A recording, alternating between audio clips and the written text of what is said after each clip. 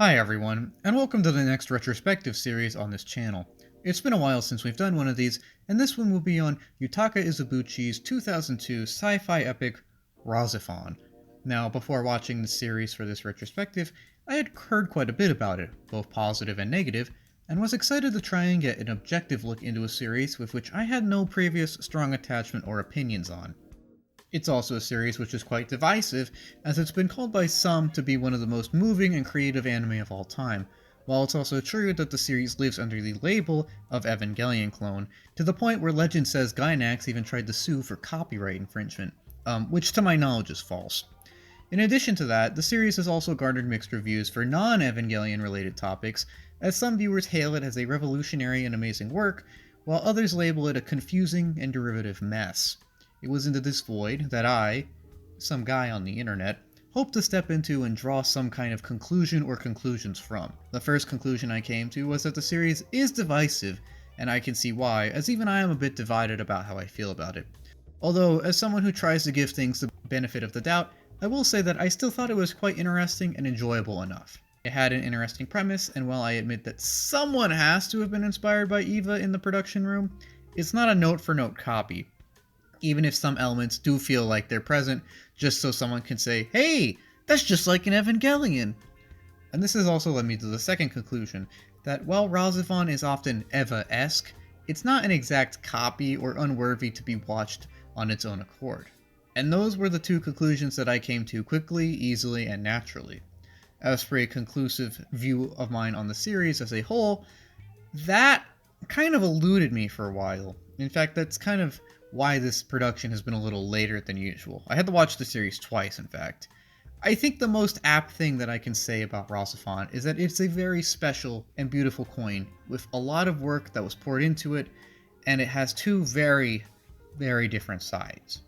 Before we get into that though, I'd also like to quickly note that RahXephon has many spin-offs from in manga to an OVA to a movie to some video games, and none of those are really being taken into consideration here or talked about here, as the focus will be on the anime itself, as to my knowledge that's what spawned everything else, and I don't necessarily think that whatever is done in any of those should necessarily affect how I feel about the source material anime. Anyways, with all of this aside, let's get into a very brief plot overview in order just to establish a few things about RahXephon and get comfortable with the series. Now, quick disclaimer, before we officially get into things, I will preface this by saying that this will only be a very broad overview, and many smaller details will be left out in order to focus on clarity, and in order to reduce the time needed to explain everything, as this video is going to be quite long as it is, and I don't want a lot of it to simply be a cut and dry summary. I will try to highlight the important parts, but I might miss some things. RahXephon's storytelling isn't the clearest, and it has a habit of kind of just dumping seemingly massive plot twists that don't really go anywhere. So if I leave something out that seems significant, there's probably a reason, and it's probably because it's not super significant actually, or I simply forgot. For the barest resemblance of a plot summary, RahXephon follows Ayato Kamina on his journey as he goes from simple 17-year-old Tokyo high school student to the guy that ends up literally resetting the universe. We'll get to that point. Anyways, episode 1 opens up following Ayato on his way to school. Mid-trip, however, there seems to be a war that breaks out as fighter jets roar across the sky, and then odd constructions known as dollums then shoot them down. In the chaos, Ayato gets separated from his friends and is tailed by a secret agent named Haruka Shito. However, he runs away from her, and upon meeting another friend which may or may not exist, named Mishima, he finds the RahXephon deep underneath Tokyo. It turns out that Mishima is actually just a manifestation of the soul of the RahXephon mech, and kind of the soul of Ayato himself, and isn't really necessarily a person, but just sort of a manifestation of inner desires which pushes him and motivates him to try and do new things. Now, this RahXephon is a giant mech that busts out of this giant egg, and for some reason he seems quite capable of piloting it right off the bat. Anyways, now wondering why everything is the way it is, and why his mother's blood is blue, he joins up with Shito in order to learn the truth and eventually escape Tokyo.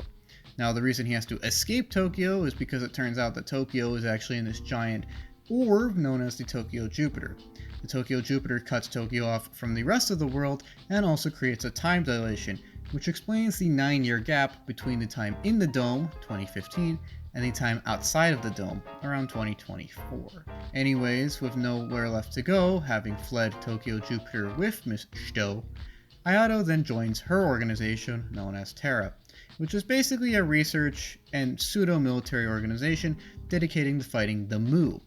Now the Mu, or Mu, depending on who's pronouncing the word in whatever scene they're in, are a group of interdimensional invaders who attacked humanity long ago. In fact, they were the ones who attacked Tokyo, and the reason the Tokyo Jupiter exists, as a member of the Self-Defense Forces detonated an experimental bomb which created the dimensional barrier, which trapped both Tokyo and the Mu in their current position. With all this out of the way, Ayato resolves to help Terra Organization and just generally fight the Mu and try to save the world. He then goes along with Shito to meet up with the Terra Task Force on the island of Nurai Kanai, where a massive Terra base is set up in order to fight off the Mu and their threatening mechs known as Dalems. For the next couple episodes, the series kind of takes on a generic villain of the week kind of thing, as Ayato slowly grows more comfortable interacting with a wide range of cast members, and generally just piloting the RahXephon for the benefit of all of those around him. This colorful cast includes the Sulkin Commander Kuniki, the uplifting and happy Major Yagamo, Megumi, the younger sister of Haruka, Kim, one of the desk workers there, Makoto, the White Snake, and a few other bureaucrats and pilots. In the first episodes of the series, this is basically what he does, as he just kind of fights a random Villain of the Week Dalem for the first episodes up until about episode 9. And this is where some of the melodrama starts to come in, and Shito's connection to Ayato starts to become more prevalent. It's been prevalent throughout the series, but we notice it especially around here, as it seems she's very well connected to him. And eventually we do learn, as it's hinted at to us in the viewer and later flat out said, that apparently they both dated at the age of 14 and in middle school. And she never got over losing him after the attack on Tokyo, which separated the two. She was out of town at the time the attack happened. We get a few more standalone episodes before we get back to the main plot, which sees Ayato eventually learn that some of the staff doesn't trust him because he has a, quote, Mulian strain in his blood. Now his blood is red and he's a human, however, he's not quite 100% human, and this caused some to view him with suspicion. In order to finally get some answers and learn everything there is to know about himself, Ayato and Kwan, a mysterious young lady who also seems to work or at least live with Terra, decides to go back to Tokyo to learn some more about himself. The two get separated and both basically just learn some more things about how the Mu work and what their goals are. The series does pepper information about Ayato's heritage and what his abilities are throughout the series. However, it only does so in about 5 to 10 minutes. It's very convoluted, so instead of going through things episode by episode, I think it's better if I just kind of info dump everything, and if you watch the series, you'll just say, oh, that's the part where they explain this. Long story short, Ayato's Mulian blood allows him to be a, quote, instrumentalist. That's basically a mech pilot, and in turn, this means that the RahXephon is connected to him psychically and physically, the two share damage. It's kind of like a stand, really. Ayato is to become something greater than simply a young man. He is supposed to become the, quote, tuner of the world to set everything straight, a so-called yodel teodel. That is sort of an enlightened creator. We also learn that Kwan, upon her reaching the age of 17, Ayato's age, quote-unquote, awakens and is now aware of her abilities and now wants a Dalem of her own.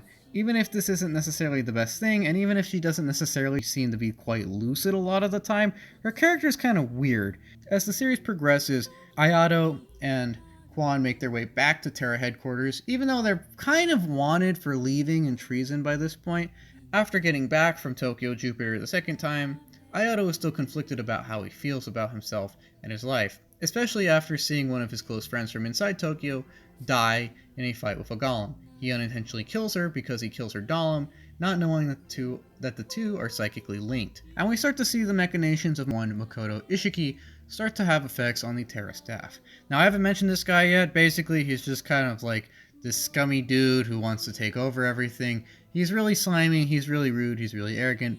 He's a complete snake. They call him a white snake for a reason. He takes over Terra Command and decides that we're going to launch an attack on Tokyo Jupiter, known as Operation Downfall. And this basically results in the Tokyo Jupiter being destroyed. However, it also results in a massive Mulian counterattack, as the Mu who were trapped in the Tokyo Jupiter are basically let out to go do whatever. All of this leads to a final escalation throughout the series as the two dimensions, that of the Mulians and that of the humans, start to merge upon each other, and it seems that everything is coming down to the wire. It is in this setting that the Bobbin Foundation, a mysterious foundation which may or may not be a shadow organization controlling the UN and everything else, but isn't really expounded upon throughout the series, and this feels kind of weird and tacked on, and led by some guy who's probably super important but doesn't really have a presence in the series, decides to directly intervene and tell Ayato that he must recognize his destiny and basically fuse with the RahXephon to transform into a new sort of deity to save and remake the world. Now, at first he's hesitant to do so because, what are we doing here? However, he does decide to do so in order to protect Haruka, with whom he is now reconciled with and whom he is now feeling passionate again for, with her having finally confessed to him that she still loves him after all the years of separation. Finally agreeing to become one with the RahXephon, Ayato intervenes in the big epic battle that's happening over the Pacific Ocean and basically fights Quan, who is quote-unquote the genetic provider for him, i.e. her genes were used to create him, so she's kind of his mom. RahXephon has a lot of really big reveals like this that don't necessarily go anywhere or impact the plot. Stuff like that that's supposed to seem important but doesn't really do anything. The scientist Iski is also the brother of Ayato, although again, not really important. With the series climaxing, Ayato and Quan have a fight in both the physical dimension, as their giant RahXephons fight each other, and in the metaphysical dimension, as Quan basically explains to Ayato that life is worth living and kind of gives him the congratulations speech from episode 26 of Evangelion, which doesn't really make sense in this context because Ayato's characterization has always been a lot more confident than Shinji's. It does feel kind of derivative and weird, but anyways, Ayato's basically led to accepting his destiny, and upon seeing Haruka steal a fighter to just simply see him again, is so touched that he basically decides to use his divine powers to essentially reset the world. Now, between this and the start of the episode, basically everyone dies in a horrible series of murders, explosions, killings, and other gruesome events, but that's okay because Ayato resets the universe and basically sets things on a much better track. In this new universe, he's never separated from Haruka, and thus is able to live a happy, balanced life. This has ripple effects, and basically everyone is living a much happier and balanced life too, and the Muse seem to simply not exist. In a sense, he has destroyed the world, but he's also created a better world, which is a nice touch on the Aztec mythology that the series seems to dabble in here and there. Now, if you've seen RahXephon, you will understand that what I've just explained is technically correct, but I've also left out about, I want to say 85 to 90% of the big reveals in the series. I just want to restate the disclaimer that there are a lot of things that I did not mention because, to be frank, I don't necessarily think they're relevant to the core of the story. There are a lot of reveals, there are a lot of intrigue, there's a lot of mystery that isn't necessarily necessary to do a basic plot summary of RahXephon. So please don't get on me for leaving a lot out. I wanted to focus on the bare bones in order to make sure this video was under about 40 minutes. So with the plot kind of explained, let's get into the meat and potatoes of this video. Why I decided to call it Wrestling with RahXephon instead of the generic, oh, plot summary explained or whatever. When it comes to assaying this show, I think it's important to remember the intention when looking at the final result. To remember that it's definitely trying. I say this because there is a gap between intention and execution here, and this is what I feel the most divided about. There are two sides of this coin. A beautiful and epic vision covering all the facets of a great story, and the issues of trying to do all of this and go in every direction in only 26 episodes. On one hand, it is undeniable that RahXephon is a production with grand intentions, attempting to tell a massive story and an involved story to inspire the storytellers of the coming generation, all the while exploring a more intimate and human story taking place within the framework of the grand story. In this context, the grand story would be, of course, the war with the Mu, and Ayato's place in it would be the human story, especially in regards to his relationship with Haruka, an attempt in the eyes of the director Yutaka Izubuchi to quote-unquote create the new standard of anime. This vision is of a timeless tale to inspire and uplift.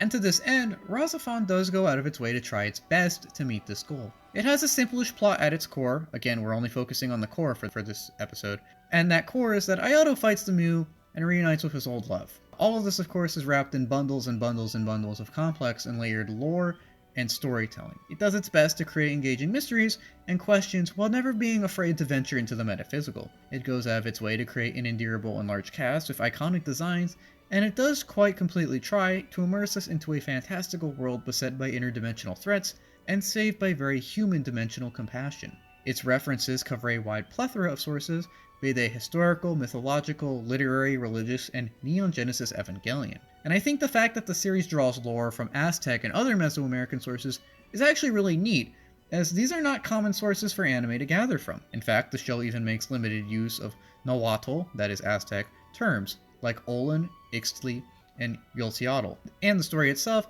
could be considered a sort of retelling or reinterpretation of the five-world cosmology present in the old Aztec religious system. As in the Aztec myths, RahXephon essentially tells the story of dissatisfied gods who destroy the world, but create a better one in its stead. While drawing from many sources can lead to some points where the series does fly a little too close to Neon Genesis Evangelion, it usually works out, and again, I really like the show for drawing from sources more outside of the box. I also like the idea of music and its ability to impact the soul being a central element here. So many times I've talked about how an amazing song or OST can add so much to a scene, and I love the idea that that's kind of the point of the series here, that music itself has power. RahXephon genuinely tries its best to take the best out of many disparate sources and genres to create the next best thing.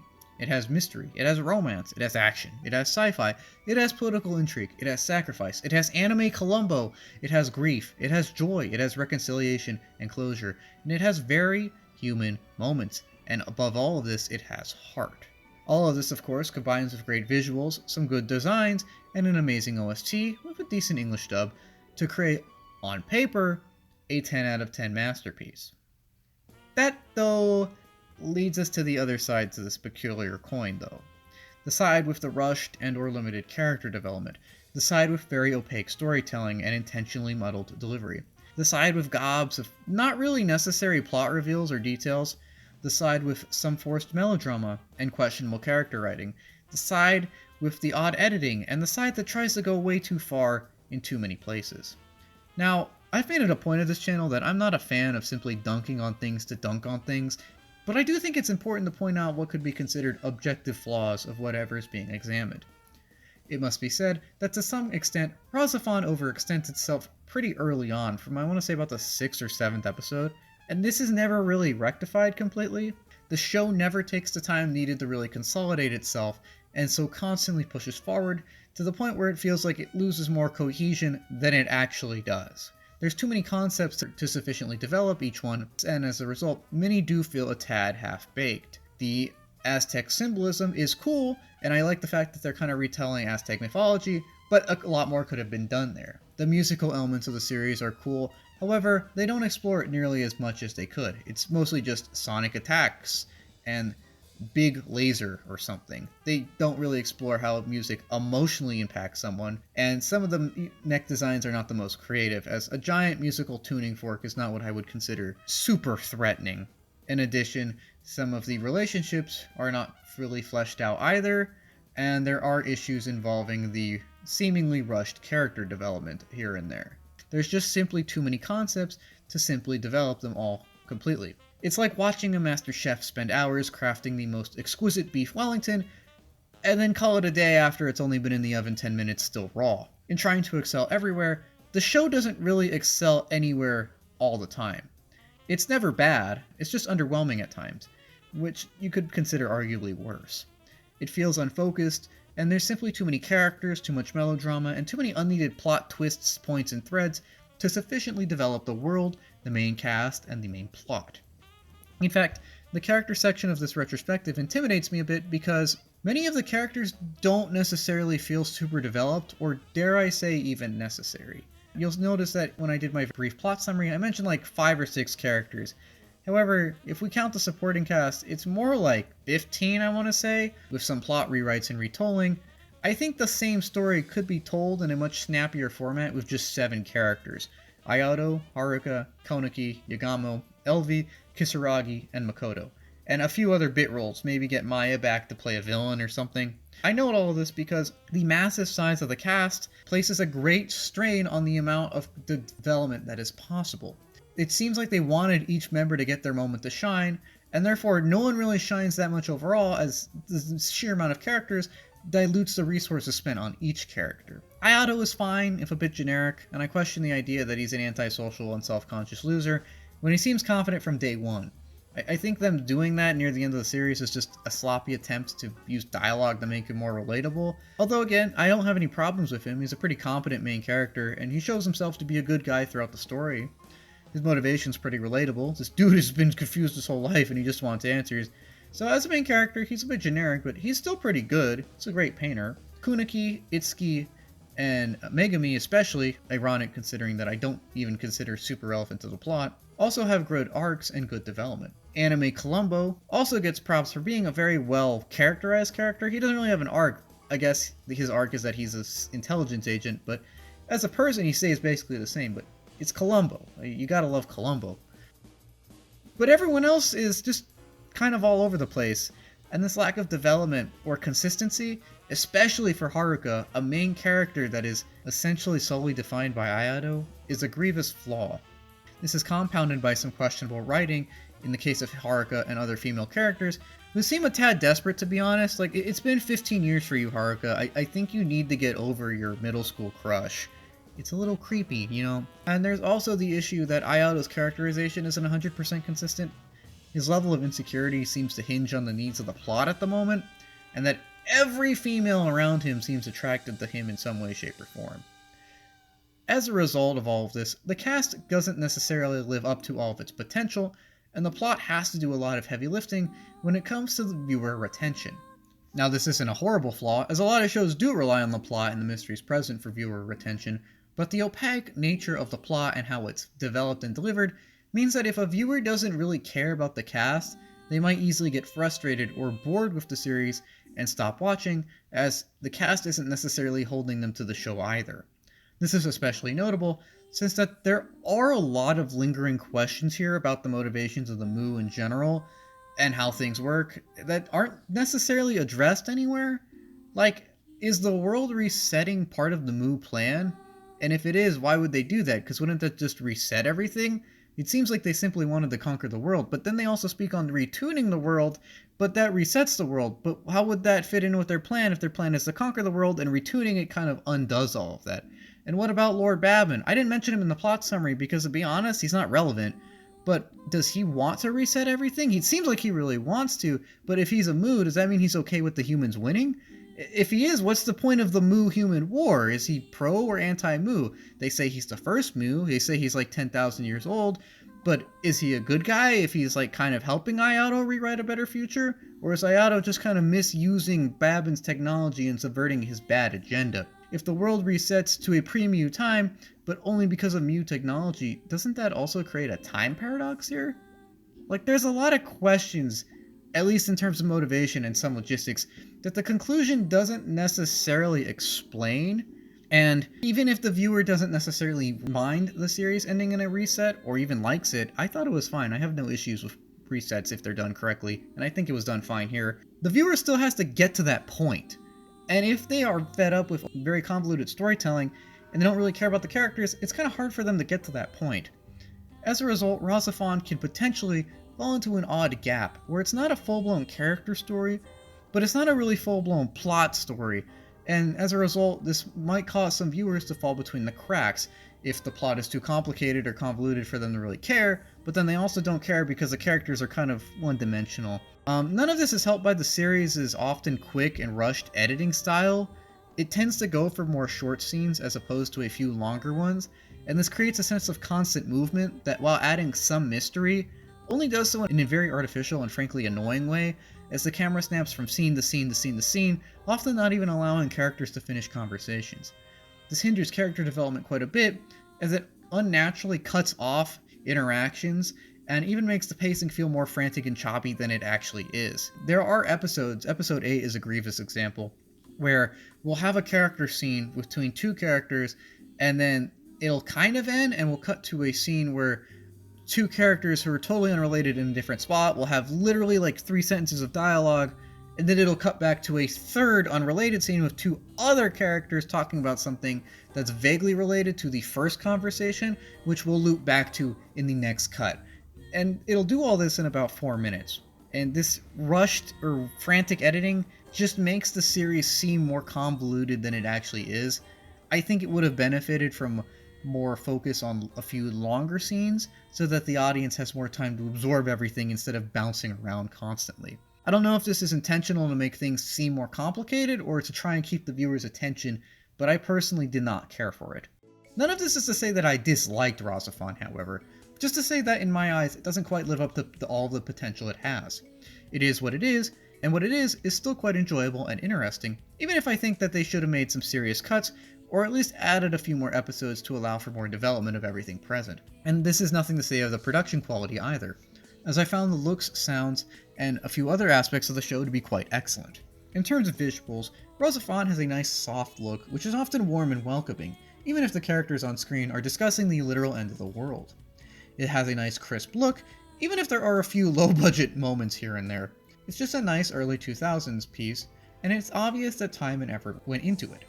This effort extends into the design elements of the series, as RahXephon the mech and many of the domes are actually quite good takes on an out-of-the-box idea for big mechs. I also like the weird shoulder stripe present on the Terra uniforms to denote rank. It's such an odd way of denoting rank, I've never seen it before in anything else. It's super asymmetrical, but I dig it. And for all of this, even more passion was put into the original soundtrack, which I will say is probably the most complete and universally beloved and beautiful aspect of the whole series. While this series has many divisive elements, everyone seems to agree that the OST is excellent. While the musical element of the series is a tad underbagged and or awkward in places, the actual music of the series is simply beautiful.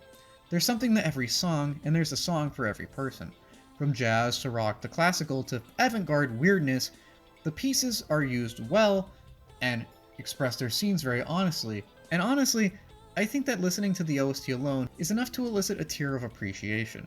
The voice acting is pretty good too in both the sub and dub, even if the dub does flub a few words here and there, although I was surprised that shto is actually pronounced shto in the sub. I thought they were mispronouncing shito or shitao, but no, it's shto in both versions. Something else I'd also like to quickly touch on before wrapping up this look at RahXephon is a few themes of RahXephon. Now, usually I don't really go into themes in this video, but I just wanted to get into this to explain that RahXephon does have some depth. While it does often come off as something trying to be more deep than it actually is, there is depth present, and I saw this most in the theme of eternal duty. Not eternal love, that one's kind of botched, but there is a strong sense of eternal duty woven throughout the entire story. Now, quick note on the love theme, I think that's kind of botched here because we're simply not given enough context into Shito's and Ayato's previous relationship, and even if we were, they were like 14 at the time. It's not like you were married to this guy for 20 years and you can't get over the loss of your husband. You guys just made out a few times in a middle school courtyard. Realistically, the relationship between Haruka and Ayato isn't necessarily fleshed out enough for me to really buy into it, and even if it super much was, they were just like middle school kids at the time, which makes it seem like Haruka just has a lot of trouble getting over things, as no offense, but I don't know if this is something you should be hung up on for 14 years, and I think the show showing Shito's inability to get over such a thing weakens her character, and it displays a lot of unhealthy coping mechanisms. She dates Itsuki because he looks like Ayato. She still has the gloves she meant to give to him like 14 years ago. I understand that you don't want to forget him, but realistically, we also have to say that 14 years in, you need to get over these kind of things, or at least accept loss and move on with your life. It's been 14 years. I'm not saying completely forget about it, but just find some kind of healthy way of moving on, and it seems pretty obvious that Haruka never really did that. And therefore, I don't know how good of a theme that is, considering that she's kind of handicapped by her inability to get over the past. And the show kind of actually encourages this in an odd way, since it encourages her relationship. That's why I don't really think that theme is really necessarily done super well in this show. I think it's a little botched, simply because we're not given enough context to prove that they had a, quote, eternal relationship beforehand. And they weren't old enough to really establish one anyways. If they were like primordial beings that had been together for millennia or something, I don't know, and 14 years is the blink of an eye, then yeah, that could work. Or if they were both like 39 and had been married for like 20 something years and he forgot, then yeah, that could work. But I just think it's kind of odd when it's based on a relationship of two 14-year-olds, because generally that's not the kind of thing that blossoms into a long-term marriage or something. I mean, it can. Love at first sight is a thing. However, in this case, I think Haruka needs to get over this or accept loss, and she never quite does. It weakens her character in my eyes because she's unable to just move on with things. Anyways, onto the theme of eternal duty. I did find this prevalent throughout the series, as every character seems to embrace the idea that they need to serve a purpose bigger than themselves. Ayato decides to join Terra to protect the world, and then later goes along with retuning the world in order to protect others. He takes the power given to him in order to try and protect everyone. Haruka, even if she does have issues getting over her relationship with Ayato, still takes her duty to Terra seriously, and this does cause professional conflicts here and there. All of the Terra staff is very dedicated to Terra for various reasons, whether it's to avenge family, like in Kuniki's case, or simply to get revenge, like in Kim's case. Even the antagonistic forces show dedication to some greater sense of duty. Lord Bobbin is dedicated to retuning the world, even if he kind of is playing both sides and the motivations aren't necessarily clear. And even Makoto, the White Snake, a seeming sociopath, is dedicated, if to nothing else, than to himself, and proving himself as something more than a deficient clone. There is depth here, and even if I think the main theme of eternal love is a bit botched, the theme of eternal duty still comes through very strong, as it's subtly and well woven into the character threads of almost the entire cast. And I think that is a good commentary, that sometimes you need to leave your comfort zone in order to make the future better, in order to try your best, and in order to construct a better world. This commentary is sound, even if some of the motivations of the people involved aren't necessarily. All in all, while RahXephon may or may not seem to be less than the sum of its parts, depending on your personal tastes, I will say that it's grown on me. To be honest, when I saw the series the first time, it didn't really sit with me too well. I didn't hate it, but the flaws just stood out to me more than anything else, and I had a hard time accepting the idea that a lot of the melodrama happened naturally. While I still hold to the notion that a lot of the melodrama is forced in places, and that the show is very flawed objectively, upon rewatching it, I did find it a lot more interesting, and I did find the intention to be a lot more genuine. Upon my second rewatching of RahXephon, it does make a lot more sense, and the foreshadowing was a lot more evident and a lot more obvious, and everything just seemed to fall into place a lot sooner and to a much larger degree. The big reveals, while still not necessarily adding much every time they're made, don't necessarily seem too out of place or too unnecessary in my eyes. They're harmless enough, and I can kind of appreciate the attempted scope of the storytelling here, and I can also parse together some kind of lore about the world of RahXephon in general, and even on Lord Bobbin and his foundation, and somewhat his plans, although it's still not 100% clear to me. Although, to be fair, this isn't necessarily a deal breaker either. If I was to make a recommendation on how to watch RahXephon, I would say that you either need to ride it out, that is, don't question everything, or even a lot of things, or watch it twice. Though I don't necessarily know how sound a series is fundamentally if I have to recommend watching it twice in a row. I do see a slight issue with that. If you're like me and you don't mind, or you just like the idea of giving something another go, then yeah, it's fine. And if you don't want to watch something twice in a row, that also makes sense. While my second viewing did bump the series up from a high 6 to a low 8, I'm still not sure how I feel about RahXephon. I will say that it is at least vaguely positive, though.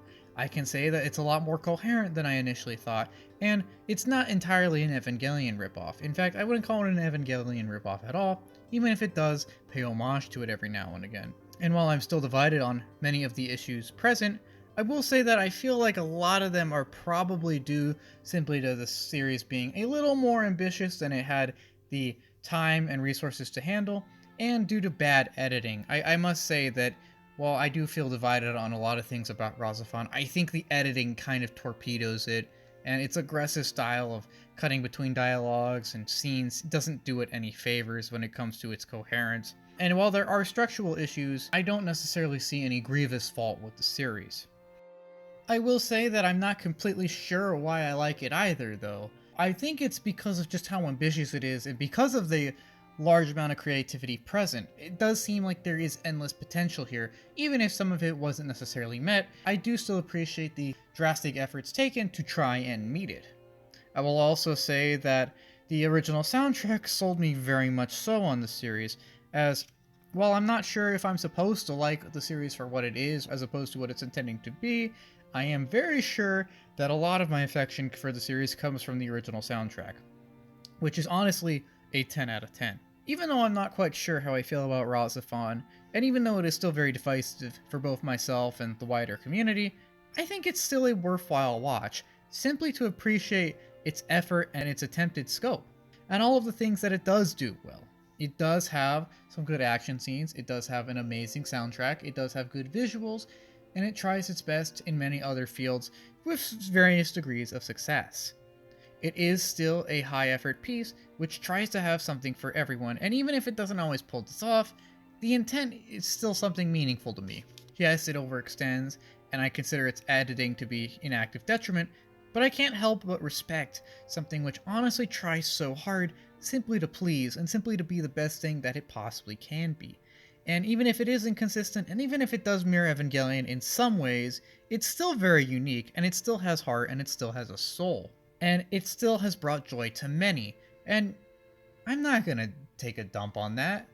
I'm not here to tell you whether or not RahXephon is a horrible show, and I'm not here to tell you that it's the best thing ever. I'm simply giving my opinion, and my opinion is I can see why it's divisive, but I do think that it deserves the benefit of the doubt, and I do think that at its heart it had good intention, and does actually do quite a bit well. It is very noteworthy for its intentions, and how it made me feel. And while the first time I couldn't really parse how I felt, upon reflecting upon it, what I think I'm feeling is a simple appreciation of ambition, and a little bit of longing for what that ambition possibly could have been had it been handled a little more coherently. Whether or not you like the series or not is highly subjective, and whether you love it or hate it, I'm not going to tell you that you're wrong. I'm just saying that, in my eyes at least, it is an interesting series, and something which I would recommend watching, if not necessarily to understand the entirety of it, or even enjoy the entirety of it, simply see the manifestation of a project which tried very hard and didn't quite necessarily execute everything as it was supposed to be, but still got a lot done, and still got a lot of creative effort out. It fascinates me simply as an effort at creativity.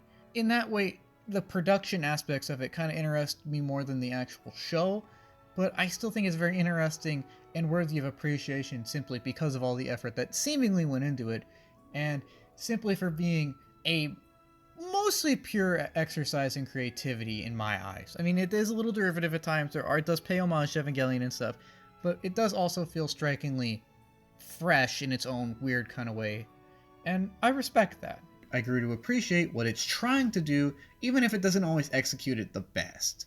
I won't lie, the series is very flawed, from a bloated cast, to undercooked characters, to blurry storytelling, to unnecessary melodrama, to unnecessary plot complexities and dead-end threads, from logistic issues and questions of motivations, to the place of Bobbin and his foundation, to just general overextending.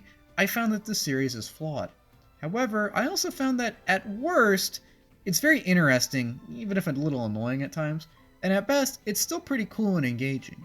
I think whether or not you enjoyed this series will depend almost entirely on how patient you're willing to be with it. If you want a series that goes boom, boom, boom, boom, boom, and everything makes sense, I don't know if this is the series for you. If you want something that is metaphysical and you're willing to give it time, or you don't really mind some weird stuff, this might be a good series for you. As a pretty patient person myself, I found myself coming around the RahXephon side after all, although I think I do understand why some people loathe this show. I'm not gonna lie and say it was my favorite, or that it's the deepest thing I've ever seen, or that it's the best thing ever. However, I will say that it kept my attention, and that there is a lot of passion in it that I can appreciate, and that while it didn't set the new standard, it gosh darn tried its best, and that at least in my eyes, it is a worthy, obscure anime memory.